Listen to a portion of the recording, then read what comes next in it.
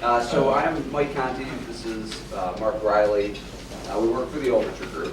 The Overture Group is a consulting firm that specializes in executive search and compensation consulting. I work on the search side. Mark works on the compensation side. He actually leads our compensation practice. And as I get into talking about Mark, it's easier to talk about other people unless you know me. I'll give you a brief overview of me after this. Mark has over 25 years of compensation consulting experience. He's a partner at a number of larger consulting firms. He has been published in a number of business journals, HR journals. He's a true subject matter expert and has been quoted in publications that you all know, the Wall Street Journal, NPR, Cranes, the business. So he's the subject matter expert on compensation plans, has designed hundreds of long-term incentive plans, which we'll be talking about specifically. And I work on the search side. So as you know, I'm a recruiter.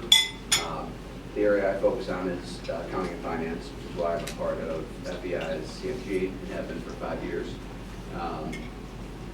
And as far as long-term incentive goes, I see them a lot. So, Mark, subject matter expert, will design them, help companies, create them. I see them in the marketplace all the time with the candidates we're working with. So we're trying to give you two different perspectives. I might even have some questions for Mark during the presentation, and then we also encourage if there's things that come up that you guys have questions with during the presentation. We'd like it to be more of a dialogue than just us preaching to you on long-term incentive plans. So I'll start with just talking about some demographics in the labor market, specifically the executive labor market. These are two topics that are talked about ad nauseum. I think we've presented on both millennials in general, and then baby boomers and the workforce and retirement. But millennials, which people I don't think always realize, is the older group of millennials who sort of deny being millennials. I'm one of them. Are in their mid-30s. So they're coming into they're managers and coming into executive roles. If you don't believe that, the CFO at Kraft Heinz was appointed when he was 29. I think he's 30 years old now. So I felt like a big slacker when I learned that. And then the second, and this graph shows, is that baby boomers are working longer. So that top line, that blue line, shows that in 1994, about for the employment population ratio of people 65 to 69 was about 20% in the workforce in 1994, and then in 2017 or now it's actually approaching 35%. So you see a real clear long-term trend upward. And then the other two below it are just two different. It's people 70, 74, and people over 65 again. So impacting talent, the two things I just mentioned are actually the number points 4 and 5. So baby boomers, though they're working longer, they're retiring at an increasing rate now. So that would seem counterintuitive. It's because baby boomers are at the upper end of the baby boomer range is probably early to mid-70s. So as they might have retired at 65 20 years ago, they're now retiring at that age. And you see an increasing number of them retiring, which is forcing companies to have to put together formal succession plans with those key leaders leaving the workforce. We're seeing a lot of stuff going on with private equity, mergers and acquisitions, a lot of activity, buying and selling companies, which I'm sure a lot of people in this room have experienced that. And part of what we're going to talk about is using long-term incentives to sort of like attract and retain people sort of in this environment. Yep. Yeah. The M&A activity, often driven by private equity, is what also, I think, leads to a lot of that top talent being less loyal. There's a lot of job changes from the companies eliminating positions through after those mergers. and then therefore, people are less loyal to that symbiotic relationship. Okay, so who typically participates in a long-term incentive plan? At public companies, typically your top 1 to 3% of employees, and that's typically a larger percentage and definitely a larger number of employees than private companies. Private companies is typically just your top executives, maybe 3 to 5 of your C-level, your key executives, maybe a real crucial salesperson, but it's usually a lower percentage than public companies. And the reason why the participation is broader for public companies, we'll get into this a little bit later, is because of the market for the stock, it's really more of it's a currency to pay in long-term incentives. Private companies have to come up with cash, so in a sense it's more expensive than a public company which can issue stock. If the stock market's going up, they actually paid that way. So it's more affordable to have a broader group of participants for a public company than a private company. And then as we may have echoed, we might be echoing and we've talked about some of these before, but some of the top reasons that companies would implement an LTIP is that it definitely is a recruitment tool. It helps people, the key executive you're looking for, get them to the company, and then it helps keep them there. It helps drive shareholder value over the long term. It helps align the interest of your key leaders to the owner's interest of over the long term building shareholder values as opposed to focusing on some of the short term goals. So just to take a second, how many people have had long term incentive plans in this group? So that's a pretty good number, considering it's mostly probably a lot of private companies, I would think, in the group. How many people felt that their long-term incentive plan worked well? Okay. So only a small percentage of the people that had long-term incentive plans felt they voted. So yeah, I think a lot of people understand what long-term incentive plans are, but they're really sort of like a stock option plan in a traditional sense, a restricted stock plan. For a private company, it's phantom stock or stock appreciation rights.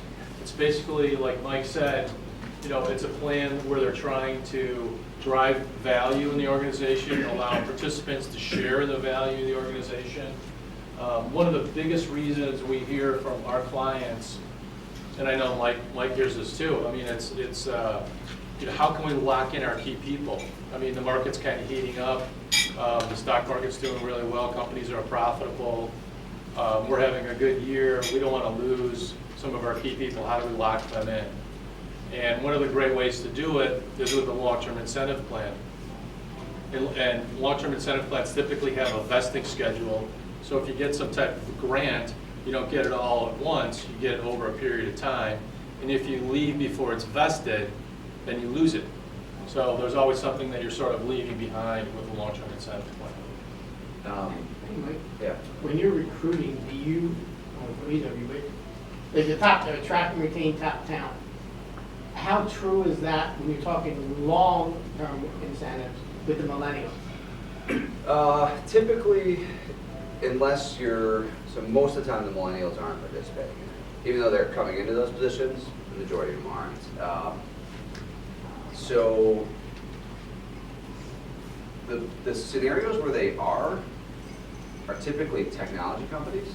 So your tech companies, your startups, any of that, I guess it would be tech, just any startup company, there's usually a big participation rate. Yeah, well, for startups, equity or phantom equity is a big part of it. They're trying to control their cash burn, they're trying to control their fixed costs, so a lot of time they'll use equity to attract and retain people.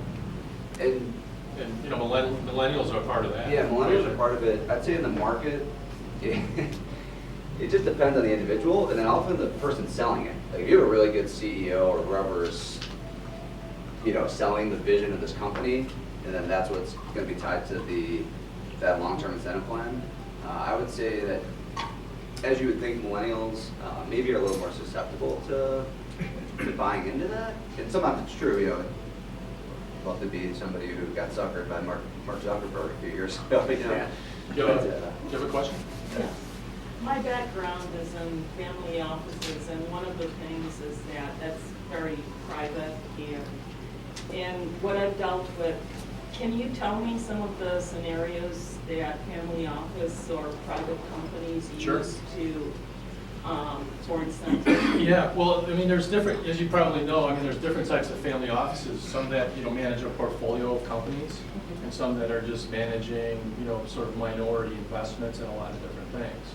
This one is multiple companies. So multiple companies. So, I mean, you know, you can look, so for like a long-term incentive for a family office, I mean, you could look at the value, you could look at each individual company and sort of look at the value of those companies and tie an incentive plan to the increase in value in each company, or you could look at it as a portfolio group and do it that way. So, yeah, I mean, you know, we've done stuff for family offices like that. That's not unusual, and it makes a lot of sense because that's really where you're trying to drive the value, you know, in that type of organization. And it's not short-term value either.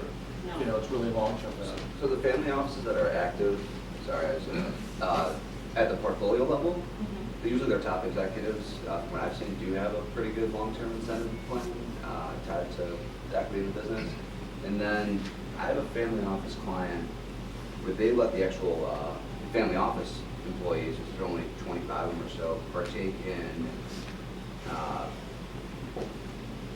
depending on the performance of their investment, they have like a long-term part of compensation that then gets invested in the same portfolio of assets. So it sort of puts everyone in the Yeah. same like investment strategy, or on board with the growth of that investment. They almost pool. become investors with the family or something in that business. Dan, did you have a question? Yeah, I was just, I was curious, it seems like there were very few people that thought their long-term incentive plan was a success. And I was just kind of curious what you attribute that to, other than you not structuring. Yeah, well, there's a lot of reasons for that. I mean, you know, sometimes it just didn't pay out. So, you know, for whatever reason, the company didn't perform. It was a tough economic environment. It just didn't pay out. So people are like, well, it didn't work. But I mean, you know, if the company didn't do very well, if it didn't grow in value and it didn't pay out, that means it probably worked, because that's, you know, that's part of what's supposed to happen. But people aren't happy about that, obviously. So that could be one reason. The other is, I mean, some long-term incentive plans are based on, you know, financial metrics, financial performance goals, and then there's you know, could be a 3-year or 5-year financial goal, and then there's a cash payout. And the goals can be set, you know, too hard, you know, so there's not a payout, or, you know, there could be the wrong type of goal. So, you know, those are a couple reasons, but I mean, there's probably a lot of other reasons too, you know, for that. And does anybody have a particular reason they want to say about why their implant didn't work out? The real estate industry, when it, Crashed. it crashed. Yeah. That's why Right. that And what- one didn't work out. Right, and so it's really not under your control, but it's like, you know. And then, so sometimes when you set plans up like that, I mean, you have to have some type of a range of payouts and a range of performance, so that you can, you're not gonna, obviously, if things aren't going well like that, there's not gonna be a significant payout, but there still could be some type of possible payout under some type of scenario like that, because I've seen situations where people work twice as hard in like a down market to sort of just kind of keep things going. Then, you know, when things are going great, it's like, well, I'm just going to get a payout. It's like my timing's great, but I mean, so you have to think about things like that. And just one observation, and then you guys can both comment on it. Particularly this room, I'm assuming that the length of the long-term incentive plans, LTIP'S, typically a lot of people in this room and a lot of people I've seen aren't staying long enough to get them, right? So it's a 4-year period. They get a couple years of vesting. They're not really seeing the full payout of it. That was different. It's a good Probably point. most of our earlier careers, Right. stock options and things like that. I see people leveraging them more in their next move. So they're not cashing out of their current LTIP, Right. and then using it to the recruiter side, Yeah. and they're saying, hey, You gotta I've got replace handcuffs, this, right. and then it starts to trigger all over again. There's a new 5-year vesting period. So my observation is a lot of people aren't cashing out on their LTIP, but they're renewing them every time they move. Right. But there's a lower payout probably than most of us expected because of that. That's a good point, really good point. I do, maybe they're not that effective, but it does make it tougher for sure to take that person from that company. And one of them is with going to competitors. If you have a non-compete, a good long-term incentive plan makes it gives it teeth, right? Is that accurate? A lot of stakes. Yeah, I mean, most organizations, when they put in a long-term incentive plan, will put in some non-solicitation or non-compete parts of it. As we all know, I mean, non-competes are not that easy to enforce, but they do sort of send a message. Non-solicitations are a little bit easier to, enforce, but, yeah, that's usually part of an LTIP. Yeah. But I do see that. If people have a good long-term incentive plan and the next company that wants to hire them is serious about it, the best way is probably to pay them some money up front, but have another vesting schedule so they're not on the hook for a lot of money up front if they leave within a couple of years. So why do executives want LTIPs? Building wealth is an obvious one. They can be very lucrative when they do work. Sharing the financial success of a company. Sometimes when you do really well at your job and you make a huge impact, and then you just get your normal one. If you see the company's tripled in profits, you've made some great decisions, helped them get there, and you get a pat on the back and your annual incentive. You don't feel like you were properly thanked for your work. Deferring income to later years is something that could be beneficial for certain people. And then providing upside if the company sold is important, given that M&A market. You want to hedge. You're taking this role. If it's owned by a private equity company, it'll probably sell at some point. Or just in general, there's no guarantees that your company It won't could be a sell. family-owned business or whatever, right? And as an executive, the people who participate in LTIPs, those are the ones whose jobs are most at risk during the transaction. So on that, Mike, you typically see acceleration, company sold, or you accelerate the vesting? Yeah, I usually do. I mean, it depends. I mean, sometimes there's like a double trigger, type of thing, and like a change of control, where it's if the company's sold, that's the first trigger, and then the second trigger is you lose your job. So if that happens, everything would automatically vest. So we're seeing a lot of those, and those really, the companies love those. It protects them, and then the purchasers. So we're seeing a lot of double triggers. Yes. So this slide really just sort of talks about, another reason for long-term incentives is to align the interests of managers and owners. I mean, managers historically are really just trying to sort of maximize the short-term potential, protect their job. Owners are trying to look at long-term value creation. And LTIPs really sort of bring everybody together into the same boat and aligns their interests. This slide talks about business strategy as sort of the driving force for any type of plan design. It's kind of a complicated slide, but really what we try to, anytime we do a project where we start is trying to understand what's going on in the company, what's going on with business strategy, understanding the capital structure, how the company is making its money, how it's positioned in the industry, what are some of the key performance goals and objectives. So it's not just sort of pulling out, some type of a plan design and saying, here's what it is. It's really trying to understand the business and trying to come up with something that really supports the business going forward. Some of these slides, I understand that the TV isn't the best, especially for people in the back. So if you need, if you want to get a copy of these slides, just email us and we'll send you over a copy of the slides. So for a large company, this is a pay mix, which the pay mix we talk about the percentage of base salary, the percentage of short-term incentives or annual incentives, and the percentage of long-term incentives. So for a large company, say $1 billion plus, you typically would see a little bit more in long-term incentive. This would be like for a key executive, maybe for a CFO, CEO.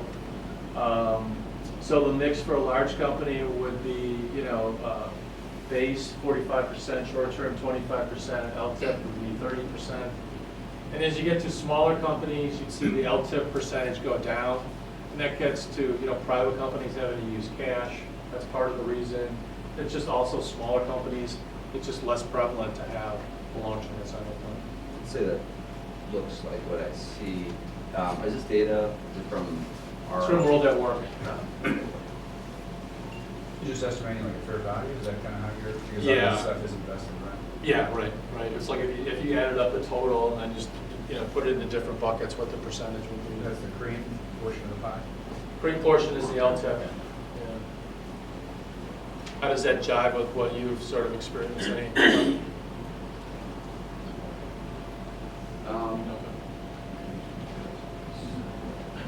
So the income potential. So the income potential of an LTIP, it depends on the size of the company, the industry. I mean, if some industries, are fairly profitable, we see tech industries and pharmaceutical industries having more of an upside, more of a growth potential than some companies. So it could be a higher payout. The life cycle and market stage of the company has a big part of it. Like Mike said before, if you're a startup or an early stage growth company, there's usually equity involved. There's potential for more upside. You usually give up base salary, and you know that there's more risk, just given the environment that you're in, and that startup environment. The potential income, we typically look at long-term incentives as like a percentage of base salary. So for key executives, 20 to 50% would be sort of a typical target. And that would translate into sort of a payout of $750,000 to like $1 million over 5 to 10 years. Depends on the company and the growth of value, things like that. For the next level of participants, we'd be looking at like 10 to 20% of base salary. And one thing that to keep in mind is that these plans are really not just for like CFOs, CEOs, COOs. It can be for critical salespeople. Because if you have some key salespeople that are really making it happen, generating a lot of revenue, going back to what Mike said, I mean, you want to lock them in and develop some type of retention plan for them. You don't want them walking away. So, having them as part of the LTIP makes a lot of sense. So that's each year, is that 20 to 50 points, is that? Yeah, each year. It's like a bonus percentage effectively? Right. And so you back into that. I mean, we look at survey data to figure that out, but it's also we do a lot of modeling when we do these plans. So we would put the people in at these percentages, model it out over a period of time under different growth rate scenarios, sort of see what it would cost, what the potential payout would be, and then it's there's always a reasonable test. It's like, is this reasonable? Is this affordable? And then is it enough to keep somebody too? That's the other side of it. Because if it's not enough, then you do these plans and people will somebody will come and buy them out. So it's got to be significant, to lock them in. And Yep. And then the salespeople are definitely the ones, like I said, giving teeth to that non-compete. It's a pain to enforce a non-compete. It costs the company money when they left. It's easier when you now have leverage of $1 million in long-term incentive that you'll be able to hold on to. Or, it gives you the position of power. It gives the company a better position of power. And it really, I mean, if it's structured right, it's really a win-win for the owners too, because they're giving up a small percentage of the business, but they're only going to pay it out if they're going to win too. So if their value grows, say if they own 90% of it and the management owns 10% of it, I mean they're going to have a win because they own 90% of it. So it's a win-win if it's set up the right way. Hey, Mark. Yeah. How hard is it, and I've seen this, obviously we work together, but to convince a privately held company and owner who all they think about is, okay, I'm gonna put in this long-term incentive plan, that's just money right out of my pocket, right? You know, what are some of the things that you should be thinking of helping them get to the point where, hey, if the company's more successful, I'm gonna be more successful? Yeah, that's a great question, John. And as you know, I mean, we have these discussions all the time, and I mean, a lot of times people are like, I don't really understand what you're talking about. It's like, this is just another layer of cost. Is this really going to work? It seems really complicated. But I mean, you start to talk about, well, what's the cost of turnover? What's the cost of losing your key people? You lose somebody like a key CFO. I mean, it could be 2 times their comp. And then you get another person in. And are you really getting the right person in? So you could lose like a whole year, or if it's a key salesperson. So there's some issues like that. And then the other thing is, if you set it up the right way, it's going to be a win-win, because you're sharing a percentage of the increase in value that this person or this group of people are helping you create. So it's pretty logical. I mean, people sometimes it takes people a while to get their head around it.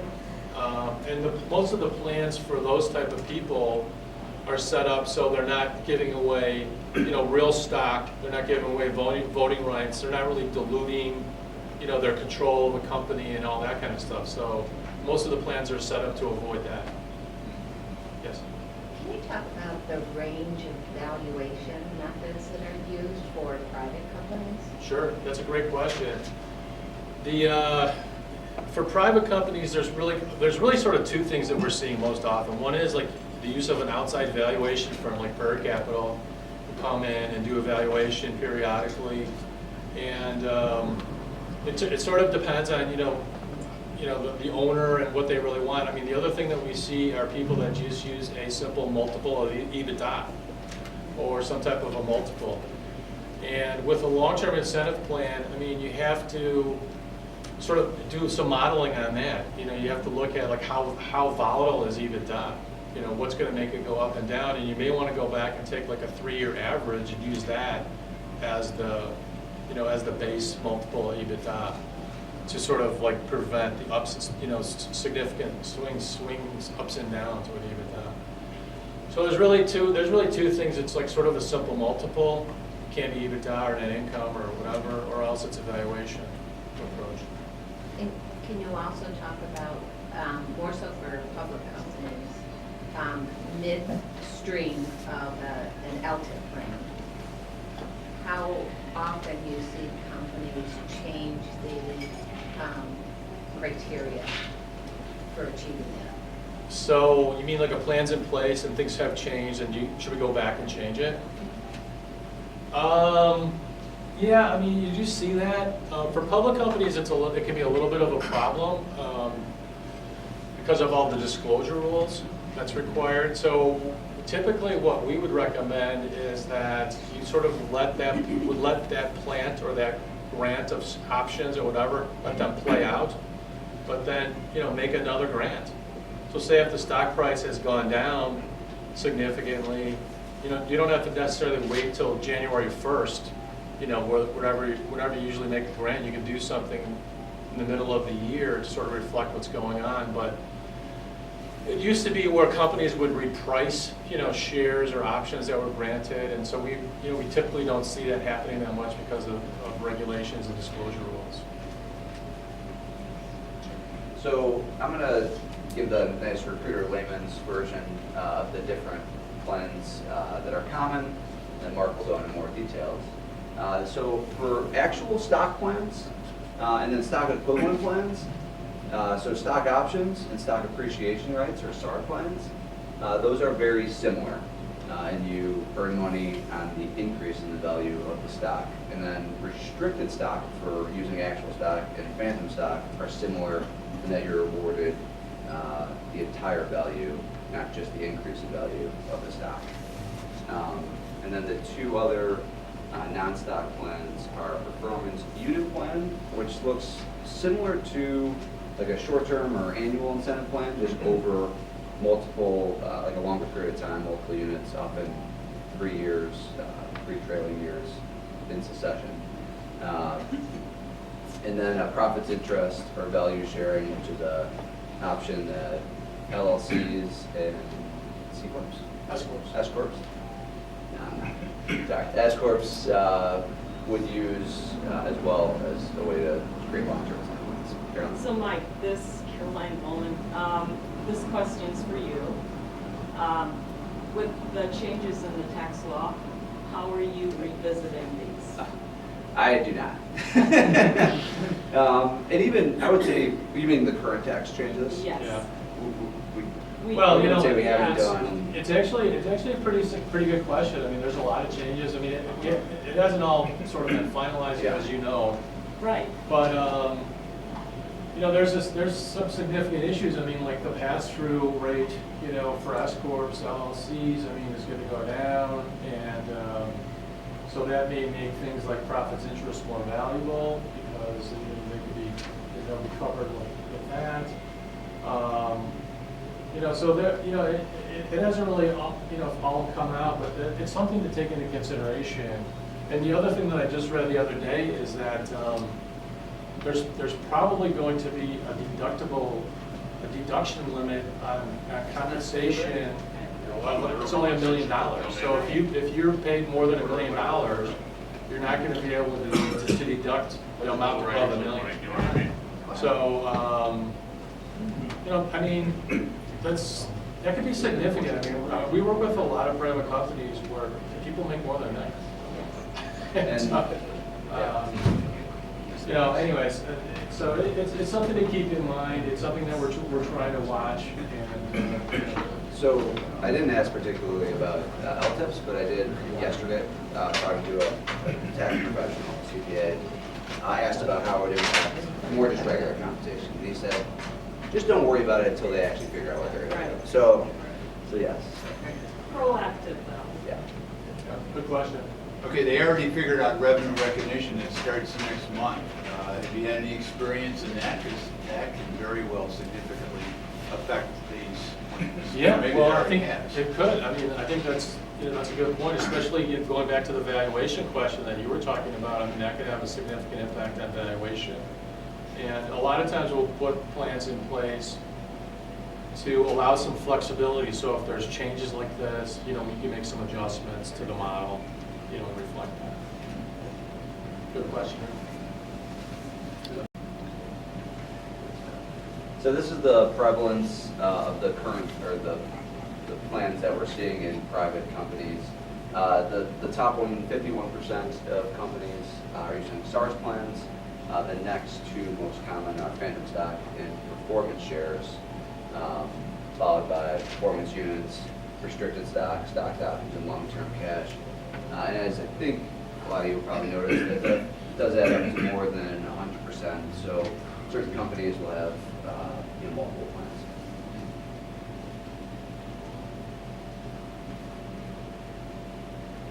So we talked a little bit about this already. I mean, what are stock options?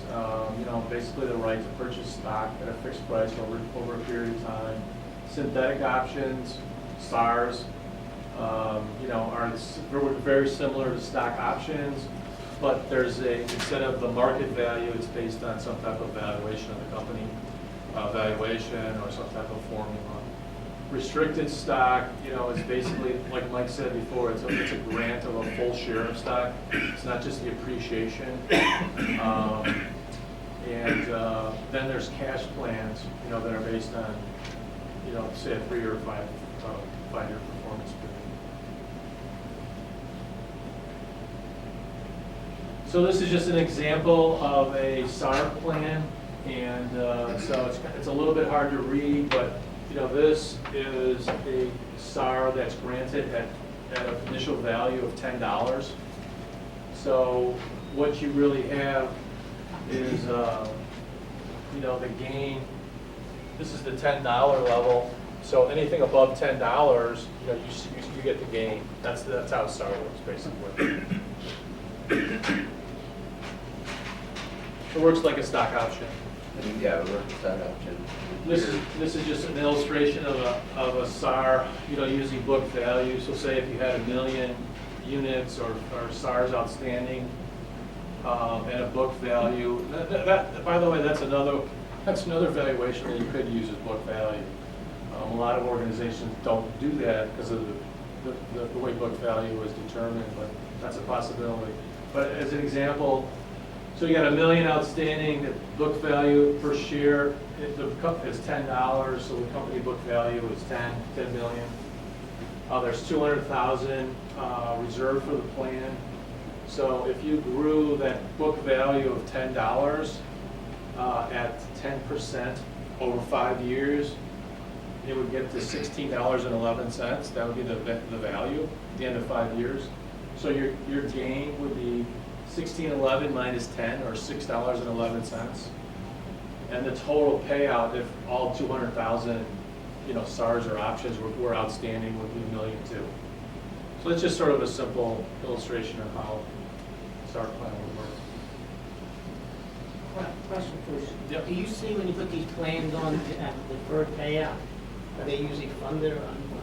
It's a great question. I mean, it depends a little bit on if they're borrowers or not borrowers, because if they're borrowing money, they don't necessarily want to fund these plans. I mean, so, but if they have a lot of cash, then they'll fund them. Because I was part of one once where, basically everybody in the company was kind of unique, but it was like a 3-year payout. So once you were there 3 years, they had handcuffs on you. The problem is the company went south, so by the time it came for the payouts, there really wasn't funds to pay. It wasn't, yeah. Well, and then there's some ways to sort of structure that. You can do like a rabbi trust where you put money into, rabbi trust. That actually won't protect it if there's a bankruptcy, but it'll protect if there's a takeover and then somebody tries to play around with it. So there's some protection mechanism that you can put in place for that. One of the things about stock appreciation rights and these synthetic equity plans are their flexibility. So you can have wide range of eligibility. You can have very little participation, or you can have broad participation. Grant size can vary every year. Can vary by participant. It usually varies by, say, job level. It can be one time or periodic. If somebody is not performing well, you can you don't have to give them a grant. You can change it and then skip a year. The vesting rules, they're usually at least 3-year vesting, but they can't be structured, based on how the company wants to do it. It could be some vesting up front, some vesting a longer period of time. We just put in a plan with a manufacturing company, and the CFO was kind of towards the end of his career, and he had been trying to get a plan in place for a long time. And we ran a bunch of models, and he's like, if we do this typical 3-year vesting schedule, I'm not going to build up much value by the time I have to retire, which is going to be like a 5-year. So what we did is we gave him a significant higher upfront grant. So instead of giving him like 1,000 SARs, we gave him 4,000 SARs, so that he would have to build up. In a sense, it recognized a little bit of his past performance, but the purpose was to lock him in for the next 5 years, and if we just sort of went along the typical schedule, it wasn't going to be enough to lock him in. So there's flexibility to do stuff like that. So there's no discrimination testing or anything? No discrimination testing, no Department of Labor rules that are involved. Now, you mentioned vesting typically is 3 years is common. Is that 3 years the cliff vest, or is that 3 years? It's usually 3 years incremental, like a third. Okay. And you mentioned that is there a cap? So there is for caps, or sometimes they will put a maximum if the company, just things that are out of control. Yeah, I and mean, it takes off. you usually do not see a cap, but I mean, it depends on the situation. I mean, there can be something that the owner sort of sees out there in the horizon. That they're buying a new business, there's going to be some huge windfall, so there could be some type of cap that's put in place or considered. I had a client, Mark and us did not put together this long-term incentive plan. but it was the first long-term incentive plan that the company had put in place. Privately held company, been around for over 70 years. And the company did phenomenal over the last 5 years. And they had a 5-year like cliff vest and payment owed. And the CFO who helped put together the plan was a little bit worried because now all of a sudden there's this motivation or incentive for the owners to try to renegotiate or fire the team if they wanted to because there's this large sum of money owed to them. And that did not happen. There's 3 owners. One of the owners did want to at least renegotiate and so it could happen. So you really do want to design these plans the correct way and not run into those types of issues. Pros and cons, I don't think we necessarily want to read through all this, but I mean, there's, as you go through the plan design process, thinking about, what you want to do, there's definitely advantages and disadvantages for SARs and restricted stock. So some things, that you would want to sort of take into consideration. I mean, we worked with another company that's a pharmaceutical company that's very profitable. They wanted to put in a phantom stock plan rather than a SARS plan, and I was a little surprised. And he said, "Well, we've really had a great run, and I don't want to put in a plan where it's even if we just sort of stay where we're at, it's going to be a home run for me. So if I don't want to put a SARS plan where I'm sort of trying to drive all this growth, and it's not going to happen. I'd rather have like a full sort of phantom stock type plan." In place where you're going to get the full value of those shares. So that's really aligning with a conservative approach to the owner's goals. Yeah. There's a company that had like 20 employees and makes like $15 million a year net income. That's what it would like. Are the valuation and accounting rules similar between a stock option plan and a SAR plan and a restricted stock plan and a phantom stock plan? They're a little different. I mean, for a stock appreciation right plan is you have to mark to market every quarter, and so you account for that cost on a quarterly basis based on the appreciation of the SARs. You pay tax, when you actually get paid out on the SARs, and that's when the company gets a tax deduction. So the actual stock options for a public company can work a little bit differently.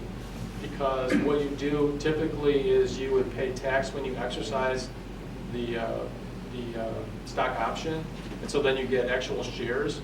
And if you hang on to those shares for a year, then you can pay capital gains. SARs, you can't pay capital gains. It's always got to be ordinary income. So, and same thing with phantom stock. Anything like phantom stock or SARs is ordinary income. There's really no way around it. The profit interest is an interesting option for LLCs and S corps because you can get a little bit lower tax rate, but you become a K1 person. You're no longer an employee when you start to go down that road. So there's a level of complexity with that too. When you say they have to kind of book the liability quarterly, so do they need to do evaluation quarterly, or do they use like the last year annual valuation? Yeah, they usually, that's a great point. So, I mean, they're supposed to do it quarterly, but you really only do an annual valuation, so you kind of are, just sort of spreading that over the year. I mean, you can look at, if it's an earnings multiple thing, you can sort of like make an adjustment and do it that way based on quarterly earnings. So. It depends on, how your accounting firm, what really wants to handle that. But that's it.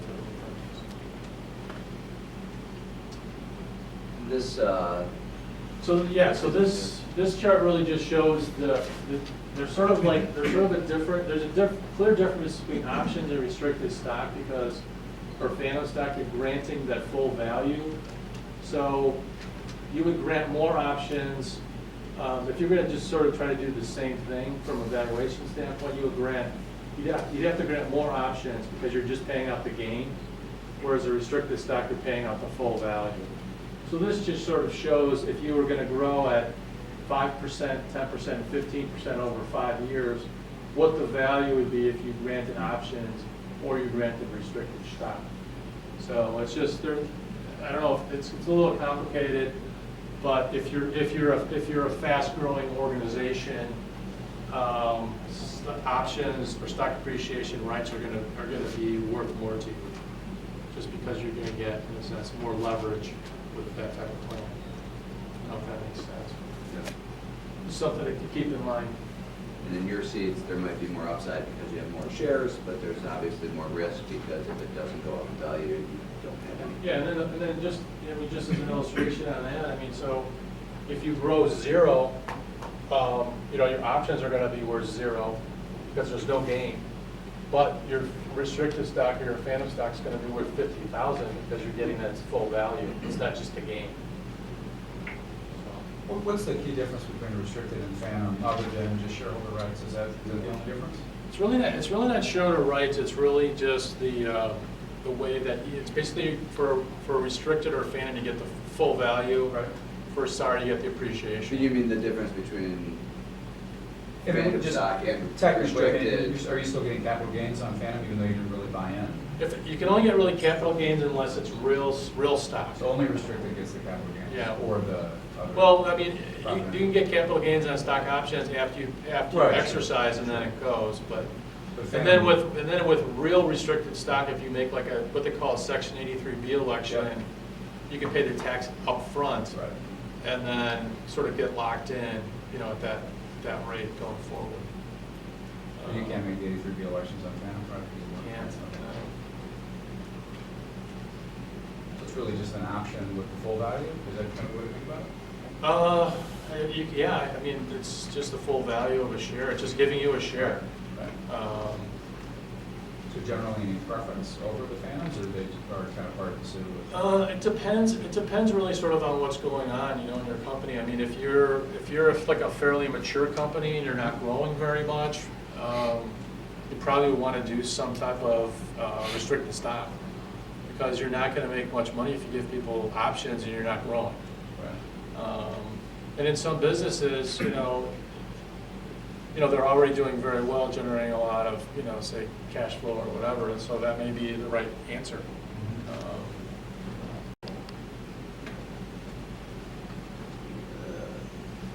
Performance units are another option. I was talking to somebody earlier, and they said, have you ever put in place a long-term incentive plan for a nonprofit? And so I thought that was a really interesting question. And a performance unit plan would be the plan that we would put in for a nonprofit. And let's look at the next slide. So the way this plan would work is it's basically you're having a 3-year performance period, and so it would be like cumulative net income or cumulative cash flow over a 3-year period. And then at the end of that 3-year period, you would make a payout.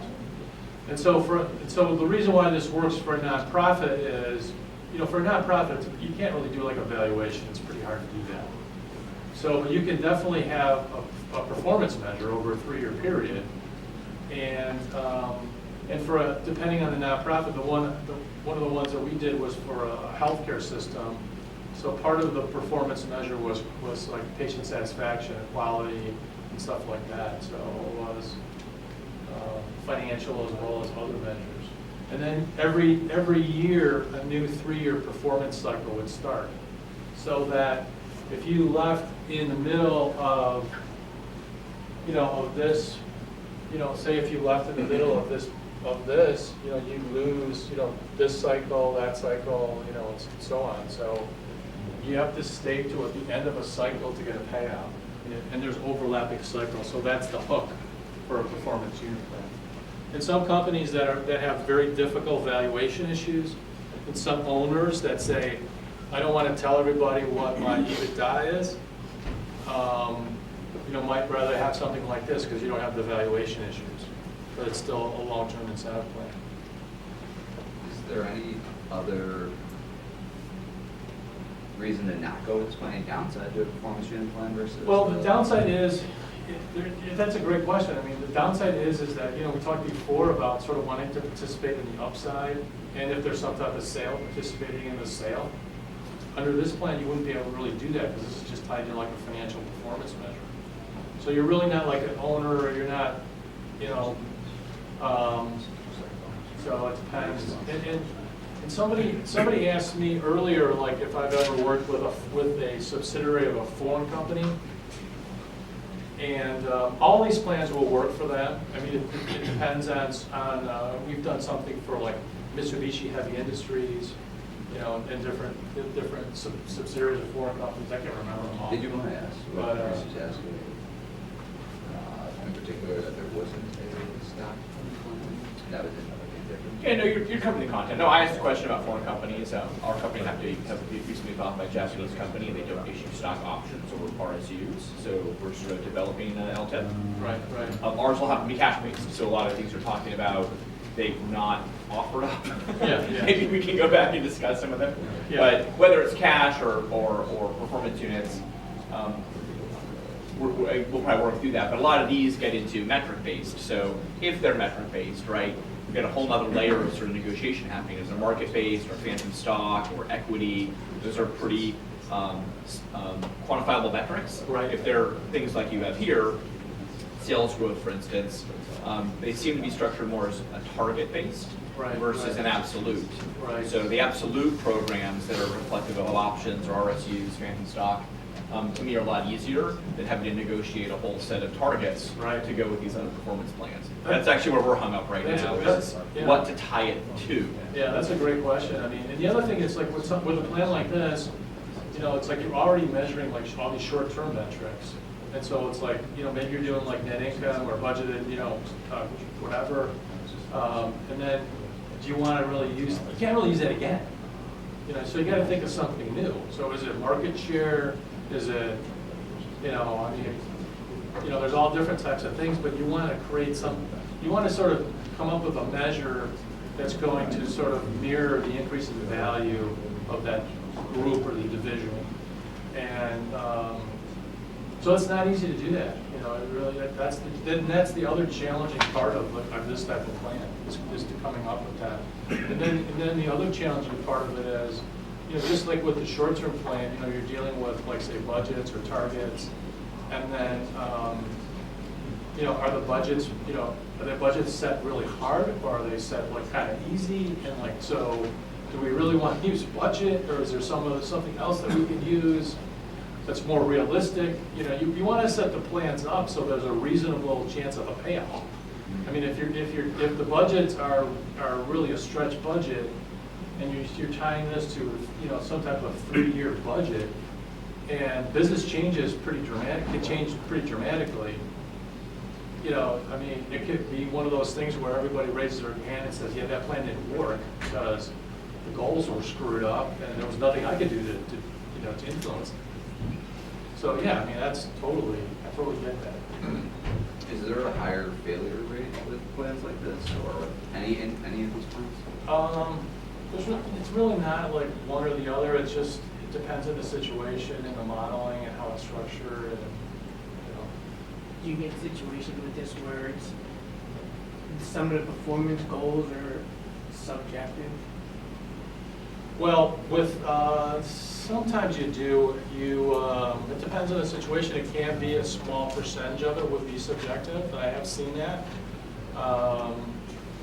You know, it could be, you know, for example, if you have like a key management group, it could be, you know, developing sort of the next layer of, you know, of executives. It could be, but it's usually not.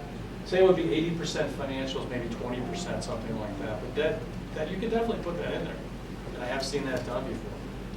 It could be like, you know, a balanced scorecard or something over a period of time, and it's actually not. It's not necessarily a bad idea, especially if you're in a really volatile type of business. Because I've seen, like, I worked with a steel company, and I mean, you know, it's like, it was like kind of up and down, and they did put some like productivity measures and some safety measures and some stuff like that in there. And, you know, it's kind of like, you were kind of thinking, well, are they just kind of trying to like game it? But I mean, in reality, it did make sense. Another thing, you run the risk, given that you don't have a deal or oversight or anything, then it becomes subjective. So I'm going to say, yeah, I did this, I developed this staff, and so Well, I mean, say, no, you didn't. Well, I mean, there's usually a board or some type of, outside investor that's looking this over and saying, we're not just gonna give it away. So there is an oversight.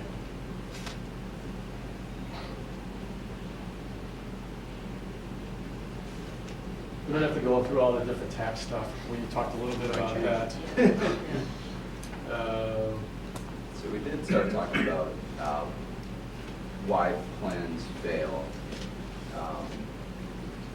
And some of them are fairly straightforward, too rich. So I mentioned an example of a company where they put something in place, they invested, created an incentive, maybe. It's great, you wouldn't fire a whole management team, but it definitely, like I said, one of the three owners really wanted to renegotiate it, thinking they were being paid too much. So, too complex. You should be able to explain this program, this long-term incentive plan to your spouse or to somebody who maybe just general business knowledge. It shouldn't be a crazy, charts plans, doing all the modeling. That should be done up front, and then the plan should be easy to explain. If you don't adequately predict or model possible scenarios. Participants not trusting the owners, that's a tougher one to work on if you have owners that you don't trust. Getting them to change the development would be difficult. And then company picking the wrong plan, so just the one that doesn't fit them for their needs. Yeah, so that's exactly right, Mike. And so it's modeling, trying to sort of look at different scenarios, trying to understand cost and the payout implications under different scenarios, making sure that there's no sort of surprises, and then just communicating the plan, very simply and clearly. Those are probably two of the biggest things. One item you don't have on either of the slides, I'm just curious. You talk a lot about public-private, but not private equity per se. Those are typically a liquidity issue, and you've not mentioned that, but typically there has to be a liquidity event, which really handcuffs, right, the management team into that trigger event. Right. What are your thoughts on that? Well, I mean, private equity, a lot of times when I deal with private equity, I feel like they invented stock plans. So they're like, this is what we're gonna do, we're gonna reserve this percentage, and here's how this is gonna work. And they have their playbook, and they're going, that's what they're gonna do. And they've been very successful, but they do understand the value of sort of tying in management with equity. So they totally get that, and it is a liquidity event, that they tie you to as well. So we look at it as sort of the same private company type plans. I mean, there's some interesting dynamics with private equity in terms of the timing and all of that, but. And do they use? They typically use phantom stock. They always use stock appreciation rights or phantom stock. That's typically what they use.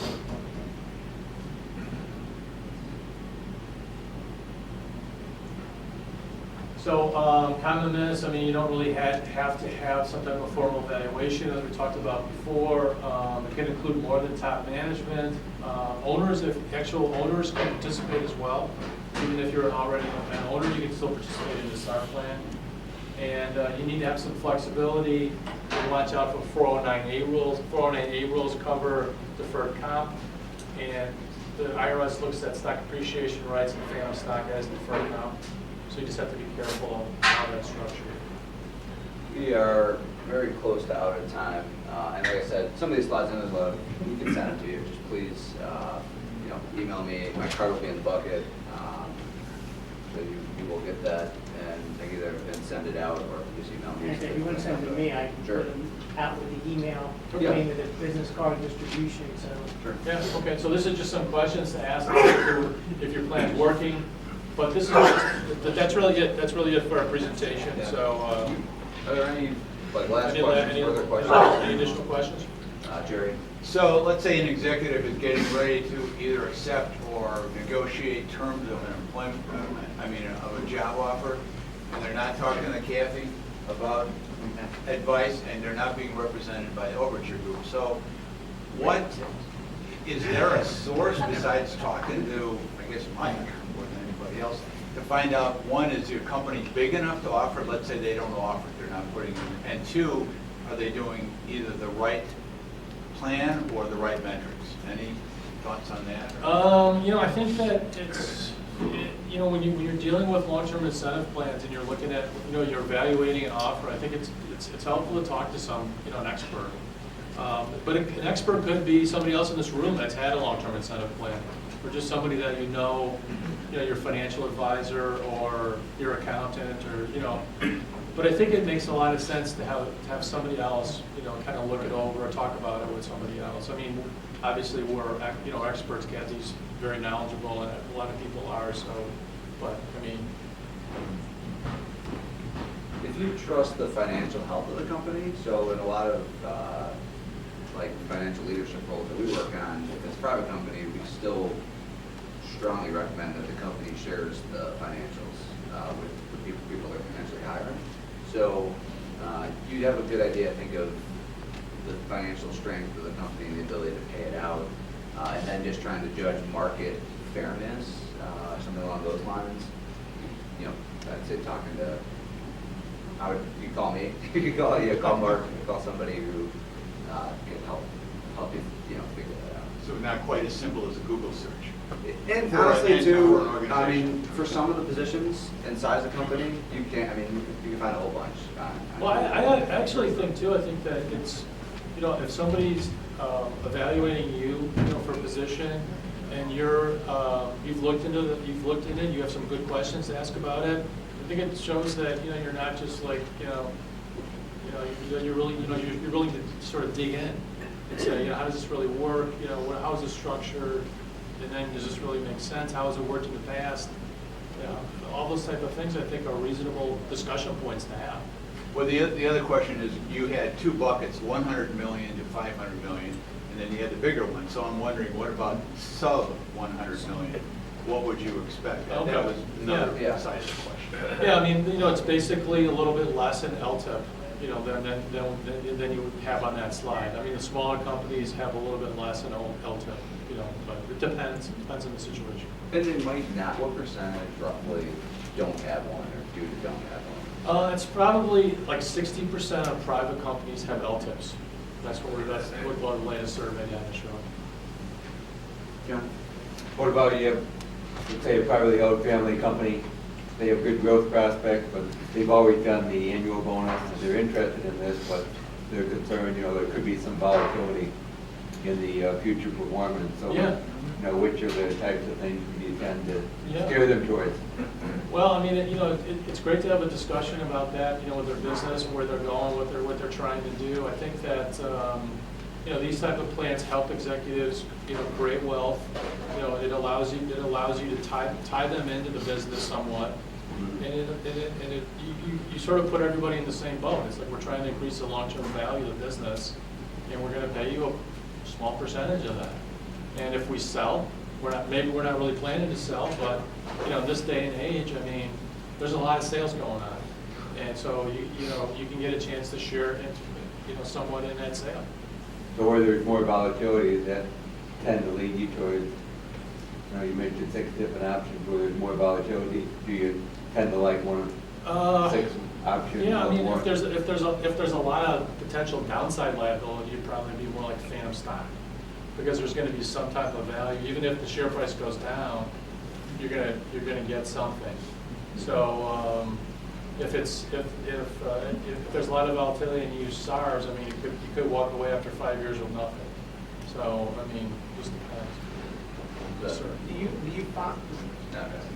And then do you find like one of the reasons a plan may fail is just lack of communication of how the plan works? Yeah. Totally. That's totally a problem. I mean, if people don't understand it, it's not going to work. And as Mike pointed out, I mean, we try to make these simple, describe them on one page, and do some financial modeling, share the financial modeling with people, so I'll walk them through it. But communication's a big part of it. Yeah, I mean, I can see that. I mean, as you guys know, we play the ESOP one, which isn't an incentive plan, but it has a lot of the same goals, the long-term growth, Exactly, right? yeah, that's and all that. And we're, half our ownership's owned by the ESOP now, so we deal with it every day. Right. And even our younger group, they're clueless of the benefit they're getting. Right. Because they can't cash over. So ESOPs that's- are great. I mean, I think it's such a great plans. And I mean, they work for the whole workforce too, which is so Right. nice, you know. Do you ever, I mean, one of the issues I think we've encountered is we tried to roll out a plan that was pretty complicated. You know, it was, private equity backed, we kind of had like 1X, 2X, 3X strike, different vesting schedules. And people just didn't understand it. So, I mean, you ever come in a scenario where maybe you've got one plan for executives and then one plan maybe for the rank and file? Like, we tried to roll it out to people that everyone had been around for 10 years or more, got something that's kind of a recognition of that. I mean, I think they just didn't see the value. I think there's a good rationale for doing that, to have it maybe something that's maybe a little simpler for the workforce.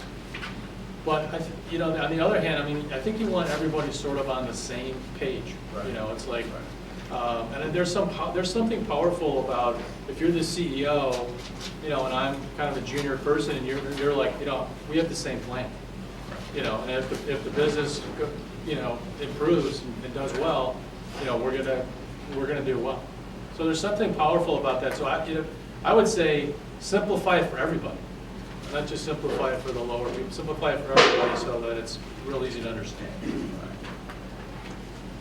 Or simplify the message, if that makes, because maybe that sometimes it gets complicated. If you're a CFO and you're working with a private equity firm and you understand everything that's being said, but you need to just put it in terms that they understand when you communicate. Well, thanks everybody. Have a great holiday, and appreciate the opportunity to speak to you guys.